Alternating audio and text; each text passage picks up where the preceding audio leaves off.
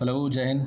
तो हम SSC CGL 2024 में होने वाले एग्ज़ाम के लिए इंग्लिश पढ़ रहे हैं और इसके पहले हम 9 प्रैक्टिस टेस्ट सॉल्व कर चुके हैं और उस सीरीज़ में ये 10वां प्रैक्टिस टेस्ट है। इनको हम सॉल्व करेंगे, इंपॉर्टेंट एमसीक्यूज़ हैं। तो सबसे पहला क्वेश्चन देखते हैं। हमें यहाँ पे फिल करना है क्या है, ये क्वेश्चन टैग का क्वेश्चन है। ठीक है, क्वेश्चन टैग क्या होता है? जैसे हम आम बोलचाल की भाषा में हम बात करते हैं ना कि हमें घूमने चलना चाहिए, क्या नहीं चलना चाहिए, ऐसे जो सेंटेंसेस होते हैं इनको क्वेश्चन टैग की कैटेगरी में रखा जाता है। जैसे ये क्वेश्चन लिखा हुआ है टेक अ सीट। ठीक है, अब ये एक पॉजिटिव सेंटेंस है बट इसके बाद में जो क्वेश्चन टैग आता है वो नेगेटिव आता है। जैसे टेक अ सीट, क्या यहाँ पे शैल यू होगा? नहीं। वोंट यू, वुड यू होगा नहीं, और कांट यू होगा नहीं। कांट यू का मतलब होता है कि क्या नहीं ले सकते हो। ये इस सेंटेंस को अगर हम पढ़ें टेक अ सीट, एक सीट ले लो, या फिर हम रिक्वेस्ट करते हैं please take a seat, and जब कांट यू की बात करते हैं तो थोड़ा सा वो एरोगेंस वे में चला जाता है ना, थोड़ा सा रूड बिहेवियर शो करता है। तो रिक्वेस्ट की बात चल रही है तो कांट यू होगा नहीं। Right answer is option C, won't you. जैसे हम बोलते हैं ना कि please take a seat, won't you, इसका अर्थ ये हुआ कि प्लीज़ एक सीट ले लीजिए, क्या आप नहीं लेंगे? तो ऐसे जो सेंटेंसेस होते हैं उनको क्वेश्चन टैग बोलते हैं। ठीक है, नेक्स्ट क्वेश्चन है सिनोनिम एंटोनिम बताना है हमें इस शब्द का, डिफाइड का। क्वेश्चन है Lakshmi Bai is the most famous Indian woman to have defied the British. तो डिफाई का मतलब क्या होता है? डिफाई का मतलब होता है कि किसी की आज्ञा की अवहेलना करना। ठीक है, रिफ्यूज़ टू ओबे। अपोज होगा, अपोज का तो मतलब होता है विरोध करना। तो विरोध करना और अवज्ञा करना में दोनों में अंतर होता है। अपोज होगा नहीं। ठीक है, क्योंकि डिफाई और अपोज जो दोनों लगभग लगभग सिमिलर होते हैं तो ये सिनोनिम में हो सकता है। कंसिडर्ड और एक्सेप्टेड में होगा क्योंकि जॉइंट तो होगा नहीं। ठीक, डिफाई का एंटोनिम जॉइंट नहीं होता कंसिडर्ड और एक्सेप्टेड में। बट एक्सेप्ट होता है स्वीकार करना, जैसे हमें कोई आज्ञा दिया और हमने उस आज्ञा को स्वीकार कर लिया। तो right answer is option B, defy का एंटोनिम एक्सेप्टेड। नेक्स्ट क्वेश्चन है इनकरेक्ट स्पेलिंग बताना है, किसकी है? बहुत इजी सा क्वेश्चन है, इसमें साफ साफ दिख रहा है फ्रॉड की स्पेलिंग गलत है। फ्रॉड की क्या स्पेलिंग होती है? FRAUD। ठीक है, ये होता है फ्रॉड। बाकी लेज़र, लेज़र क्या होता है? जो क्वालिटी टाइम होता है ना, जो अच्छा समय होता है आदमी का, लेज़र वो होता है। एंड जेलस, इंस्टॉलमेंट, इन तीनों के जो स्पेलिंग्स हैं वो एकदम करेक्ट है। नेक्स्ट क्वेश्चन, इम्प्रूवमेंट करना है हमें सेंटेंस में। लिखा हुआ at the present she is busy studying for her exams, इसमें क्या इंप्रूव हो सकता है? एट द प्रेजेंट की जगह पे क्या होगा? Presently, in the present, no improvement, या फिर एट प्रेजेंट? देखो, इसमें एक्चुअली प्रेजेंटली तो होगा नहीं। Presently she is busy studying for her exams, ये नहीं होगा। इन द प्रेजेंट होता नहीं। इन द प्रेजेंट क्या होगा? इन द प्रेजेंट का मतलब होता है कि कोई एक पर्टिकुलर चीज़ जो करंट सिनेरियो में हो रही है, ठीक है, उसके फ्यूचर में कंटिन्यू होने की संभावना नहीं है। But she is busy studying for her exams, exam आने वाले हैं तो वो बिजी है, पढ़ाई कर रही है और आगे भी करती रहेगी। तो इन द प्रेजेंट तो होगा नहीं। नो इम्प्रूवमेंट का कोई सवाल नहीं है। Right answer is option D, at present. जब एट प्रेजेंट का इस्तेमाल होता है तो एक्चुअली में एट प्रेजेंट भी नहीं होगा, राइट आंसर इज़ प्रेजेंटली। ठीक है, प्रेजेंटली इसलिए होगा क्योंकि प्रेजेंटली में वर्तमान की तो कंडीशन दिखा रहा है बट वो कह रहा है कि ये कंडीशन आगे भी कंटिन्यू होगी। जब प्रेजेंटली होता ना कि presently I am studying in class 12, तो इसका मतलब ये हुआ कि अभी मैं क्लास 12 में पढ़ रहा हूँ और आगे जारी रहेगा वो। ठीक है, इन द प्रेजेंट वो होता है जो करेक्ट एग्जैक्ट उसी टाइम की बात करता है। So right answer is option A. Next question है the tree has a brown and the dog, फिर स्पेस है, एट द स्ट्रेंजर। इन दोनों जगहों पे एक ही जो है वर्ड आएगा। टेल पूछ होता है तो ये तो होगा नहीं। साउंड भी नहीं होगा, ट्रंक नहीं होगा। Right answer is option D, bark. तो जो बार्क होता है, पेड़ की जो छाल होती है उसको भी बार्क कहते हैं, और कुत्ता जो भौंकता है उसको भी बार्क कहते हैं। Right answer is option D, the tree has a brown bark and the dogs bark at the stranger. Next question, idiom है। इडियम का मतलब बताना, up to the hilt. Hilt का क्या मतलब होता है? जैसे कोई तलवार हो गई, चाकू हो गया, उसका जो हैंडल होता है उसको हिल्ट कहते हैं। तो इसका इडियम बना कैसे? अप टू द हिल्ट, यानी कि तलवार के हैंडल तक। तो फॉर एग्ज़ाम्पल ये बना ऐसे कि हम एंशियंट या मिडिवल टाइम की अगर बात करें तो वहाँ पे तलवार से लड़ाइयाँ होती थी, और जब जो एनिमी को तलवार से अटैक किया जाता था तो बोलते थे ना कि सीने में पूरी तलवार उतार देना। तो पूरा तलवार उतारने का मतलब अप टू द हिल्ट, मतलब एकदम से जो तलवार का हैंडल है पूरी तरीके से उसको गाड़ देना। So up to the hilt का मतलब होता है कंप्लीटली, पूरी तरीके से, ठीक है। अप टू द मार्क नहीं होगा, up to the final decision none of the these तो होगा नहीं। Right answer is option A, completely. Next question, the father walked out utterly bereft and alone. पिताजी बाहर चले गए अटरली बेरेफ्ट एंड अलोन। अच्छा, बेरेफ्ट का क्या मतलब होता है? बेरेफ्ट का हमें सिनोनिम बताना है। तो बेरेफ्ट का मतलब होता है जब किसी व्यक्ति का कुछ खो जाता है ना, उससे वो बहुत उदास हो जाता है, बहुत परेशान हो जाता है, उसको बेरेफ्ट बोलते हैं, ठीक है। तो क्या होगा? एसटीडी नहीं होगा, बोर्ड तो होगा नहीं। बैरन क्या होता है? बैरन का होता है मतलब बंजर, तो वो भी नहीं होगा। Right answer is option D, bereaved. क्योंकि बिरीव्ड ऐसे व्यक्तियों के लिए यूज़ होता है, जैसे फॉर एग्जांपल कुछ लोग हैं और उनके घर का कोई व्यक्ति, किसी व्यक्ति की मृत्यु हो गई, देहांत हो गया, तो उससे बहुत शोकाकुल हो जाते हैं। तो जो हम हिंदी भाषा में शब्द इस्तेमाल करते हैं शोकाकुल परिवार, तो उसी शोकाकुल शब्द के लिए इस्तेमाल होता है बिरीव्ड फैमिली, ठीक है, bereaved. Right answer is option D, bereaved, और बेरेफ्ट से मिलता जुलता बिरीव्ड ही है। नेक्स्ट क्वेश्चन है, इडियम का मतलब बताना है to be off your food, खाने से ऑफ होना। खाने से ऑफ होने का सेंस क्या आया कि टू हेल्प समवन, नहीं। Right answer is option B, to have no appetite, मतलब भाई मुझे भूख नहीं है, मुझे खाना नहीं चाहिए, ठीक है। तो उसका इडियम क्या होता है? To be off your food. Next question is, हमें करना है इसमें सेंटेंस अरेंजमेंट, ठीक है, ABCD राइट फॉर्मेट लिखना है। तो पहला सेंटेंस जो लिखा हुआ है, Roe versus Wade, legal case in which the US supreme court on January 2022 1973 ruled 7-2। एक तो ये सेंटेंस हो गया। उसके बाद में, that unduly restrictive state regulation of abortion is unconstitutional. देखिए, पहले सेंटेंस में बात की गई एक केस के बारे में, और दूसरे ही सेंटेंस में उस पर्टिकुलर जो केस आया उसके रेगुलेशन के बारे में बात की जा रही है, ठीक है। तो जाहिर सी बात है कि ए के जस्ट बाद में बी तो होगा, ठीक है। अब ऐसा निकाल लो, ऐसे ऑप्शंस में चेक कर लो कि ए के जस्ट बाद में बी किस में है। इसमें नहीं है और इसमें नहीं है। ऑप्शन ए और डी में कन्फ्यूजन है। तो पहले उसके बाद में हम क्या करेंगे, आगे के सेंटेंसेस को पढ़ेंगे। The court held that a set of Texas students criminalizing abortion in most instances violated a woman's constitutional right of privacy and in a majority opinion written by Justice Harry A. Blackmun। तो इसको जब आप पढ़ोगे तो आपको clearly mention होगा कि यहाँ पे डी के बाद में आता है C, and that is why right answer is option D, ABDC। ये वाला गलत है, ठीक है। नेक्स्ट क्वेश्चन, डायरेक्ट स्पीच में लिखा हुआ है, हमें इनडायरेक्ट बताना है। He said to the interviewer, could you please repeat the question. अब अगर हम इस क्वेश्चन को देखेंगे तो हमें पता चल रहा है कि इसमें एक रिक्वेस्ट की जा रही है, ठीक है, इंपरेटिव सेंटेंस है। तो he said to the interviewer की जगह पे क्या होगा, ही रिक्वेस्टेड द इंटरव्यूअर। अब ही रिक्वेस्टेड द इंटरव्यूअर तो चारों में है, तो अब राइट आंसर हम पकड़ेंगे कैसे?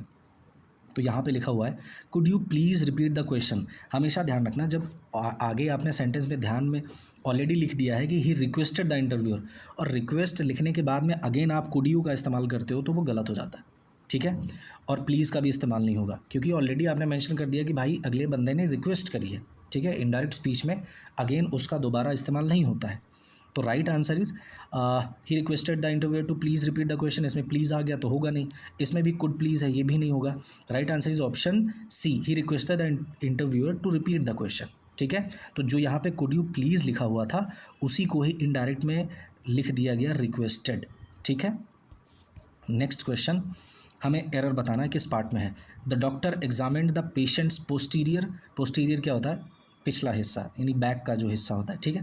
The doctor examined the patient's posterior by assess any signs of discomfort और abnormalities in the lower back reason.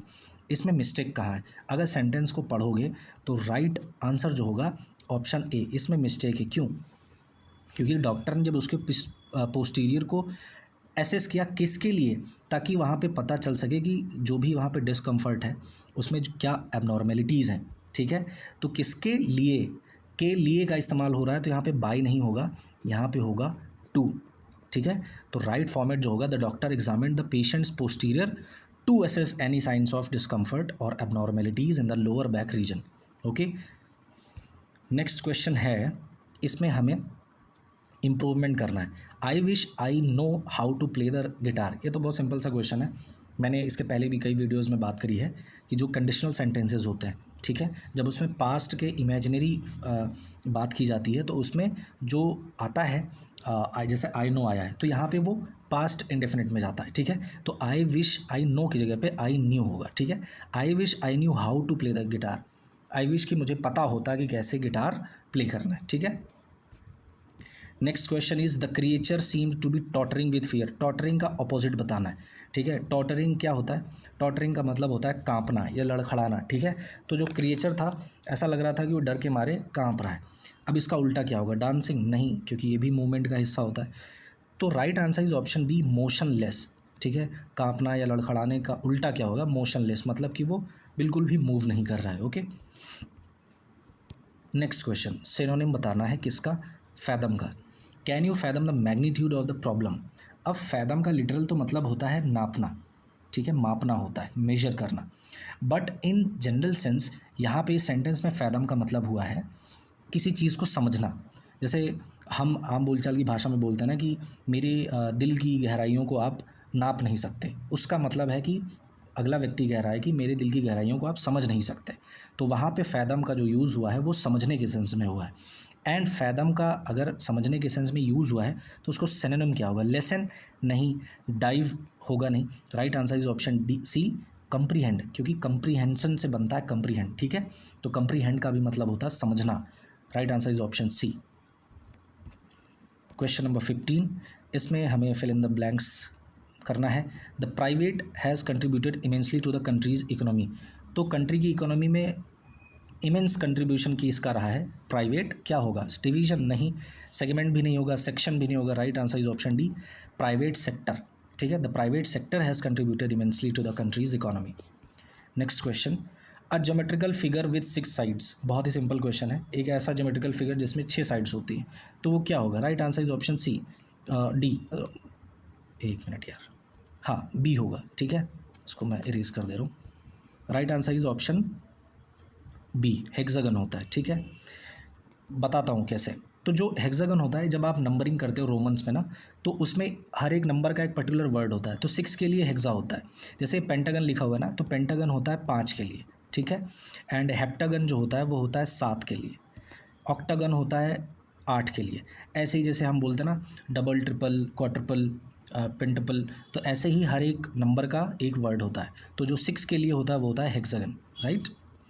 Next question, error find करना है। Being fond of ride, okay, being fond of ride, James often spends his weekends exploring scenic trails on his mountain bike, enjoying the thrill of adventure and the beauty of nature. इसमें किस part में error है, किस part में mistake है। तो right answer is option B, being fond of ride, ठीक है। क्या मिस्टेक है, देखिए, जैसे हम बात करते हैं ना कि हम बोलते हैं कि swimming is a good exercise, तो यहाँ पे स्विमिंग जो लिखा हुआ है वो एक्चुअल में तो जो रियल वर्ड है वो तो वर्ब होता है स्विम। बट स्विमिंग, जब स्विम के साथ में ING form as a noun use होता है उसको हम बोलते हैं जेरंड। तो यहाँ पे बीइंग फॉन्ड ऑफ राइड, तो फॉन्ड ऑफ राइड नहीं होगा, फॉन्ड ऑफ राइडिंग होगा, ठीक है। क्योंकि यहाँ पे राइडिंग जो यूज़ हुआ है वो एज अ नाउन यूज़ हुआ है, ठीक है। तो राइडिंग के being fond of riding, James often spends his weekends exploring scenic trails in his mountain bike, enjoying the thrill of adventure and the beauty of nature. The right answer is option B.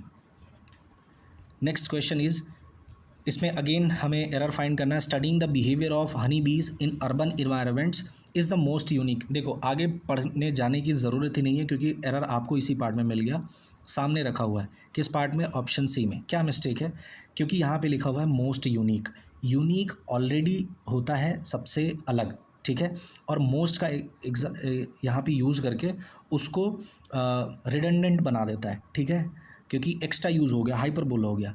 कि पहले जैसे हम बोलते हैं ना कि कोई चीज़ ज़्यादा अच्छी है, ठीक है। तो ज़्यादा अच्छी, या मैं अगर बोलूँ कि एक शहर दूसरे शहर से ज़्यादा अच्छा है, तो वहाँ पे ज़्यादा, जैसे हम बोलते हैं ना कि ज़्यादा अच्छे में बेटर के लिए ज़्यादा अच्छा नहीं यूज़ होता, ठीक है, समझिए इसको। जैसे हम बोलते हैं ना कि हिंदी में तो बोल देते हैं कि वो शहर दूसरे शहर से ज़्यादा अच्छा है, बट अगर इंग्लिश में हम बोलते हैं कि that place is more better than second place, तो मोर बेटर तो होता ही नहीं ना, क्योंकि बेटर इज़ ऑलरेडी किसी पर्टिकुलर चीज़ से ज़्यादा अच्छा होना। तो वैसे ही यहाँ पे मोस्ट यूनिक नहीं होगा, सिंपली यहाँ पे यूनिक का इस्तेमाल किया जाएगा, ठीक है, मोस्ट इस्तेमाल नहीं होगा। नेक्स्ट क्वेश्चन है ही हैज़ बीन डूइंग, यहाँ पे साफ साफ मिस्टेक दिख रही है, हैज़ बीन डूइंग नहीं होता, हैज़ बीन डूइंग, ठीक है। He has been doing this for a long time. Has been doing किस फॉर्मेट का सेंटेंस है, ये है प्रेजेंट परफेक्ट कॉन्टिन्यूअस का, तो he has been doing, right. Next question, the sound of hens, मुर्गियों की आवाज़ को क्या बोलते हैं, क्लक बोलते हैं, ठीक है, इतना याद रख लो। क्लिक क्या होता है, क्लिक तो नॉर्मल जो हम माउस भी क्लिक करते हैं ना उसको क्लिक बोलते हैं। क्रोक क्या होता है, जो मेंढक की आवाज़ होती है उसको क्रोक बोलते हैं, क्रोकिंग बोलते हैं। कैकल क्या होता है, कैकल एक टाइप की हंसी होती है, that type of laugh that is not pleasant to listen, जैसे कुछ लोग होता है ना बहुत हिंदी में बोलते हैं ना कि बहुत ही कर्कश हंसी होती है, उसको कैकल बोलते हैं। Right answer is by the way option C. Next question, ये 5 क्वेश्चंस पैराग्राफ के हैं, तो हम देखते हैं। Everybody of age, shape, size and ability needs to become more active every day. अगर इस सेंटेंस को पढ़ोगे तो हर एक व्यक्ति को, वो किसी भी एज का हो, शेप का हो, साइज़ का हो, उसको हर दिन मोर एक्टिव रहना है। तो यहाँ पे इस्तेमाल क्या होगा, the right answer is option है रिगार्डलेस। तो regardless of age, shape, size and ability, कोई भी एज हो, कोई भी शेप हो, कोई भी साइज़ हो, सबको पर डे एक्टिव रहना चाहिए, ठीक है। वी शैल, अच्छा नेक्स्ट में चलते हैं, साथ में पढ़ेंगे। We should all be moving more. Did you know that an active life is for physical and mental health and wellbeing. तो फिजिकल हेल्थ और मेंटल वेलबींग के लिए, फिजिकल हेल्थ, मेंटल हेल्थ और वेलबींग के लिए क्या ज़रूरी है, हमने यूज़ किया ना, ज़रूरी शब्द का इस्तेमाल किया। तो एक्टिव लाइफ इज़ एसेंशियल, ठीक है, for physical and mental health and wellbeing. यहाँ पे प्राइमरी नहीं होगा, ऑर्गेनिक नहीं होगा, पर्टिकुलर नहीं होगा, ओके। द नेक्स्ट क्वेश्चन, अगले में क्या फिल करना है। Regular physical activity can help, regular physical activity किस चीज़ में हेल्प करती है, our risk of cancer and type 2 diabetes. तो इससे क्या होगा, अगर हम रेगुलर एक्टिविटी कर रहे हैं तो रिस्क ऑफ कैंसर होगा, जो टाइप 2 डायबिटीज़ है, ओबेसिटी, हाइपरटेंशन, डिप्रेशन, ये सब क्या होगा, कम होगा।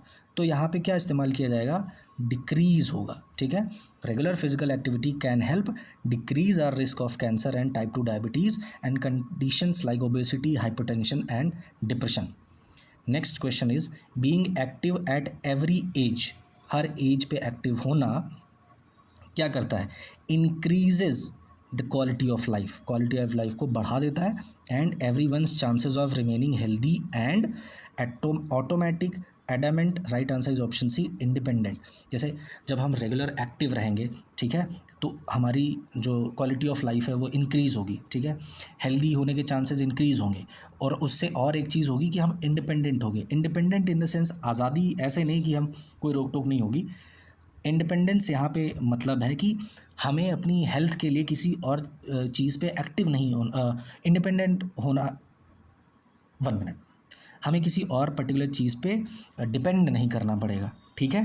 जैसे होता ना कि अगर आप रेगुलरली एक्टिव नहीं हो, भाई आपको मोटापा ज़्यादा चढ़ गया, आप बिस्तर ले लिए, तो आपको संभालेगा कौन, आपके घर वाले संभालेंगे, उन पे बोझ बनोगे। तो अगर आप रेगुलर एक्टिविटी कर रहे हैं, फिजिकल एक्टिविटी में इन्वॉल्व हैं, तो आप किसी पे इंडिपेंडेंट नहीं, किसी पे डिपेंडेंट नहीं होंगे, आप इंडिपेंडेंट होंगे, ठीक है। Right answer is option C. तो ये थे टोटल 25 क्वेश्चंस जिनको हमने डिस्कस किया। आई होप आपको कुछ वैल्यू ऐड हुआ होगा आपके प्रिपरेशन में। मिलते हैं नेक्स्ट वीडियो में, टिल देन टेक केयर, जय हिंद।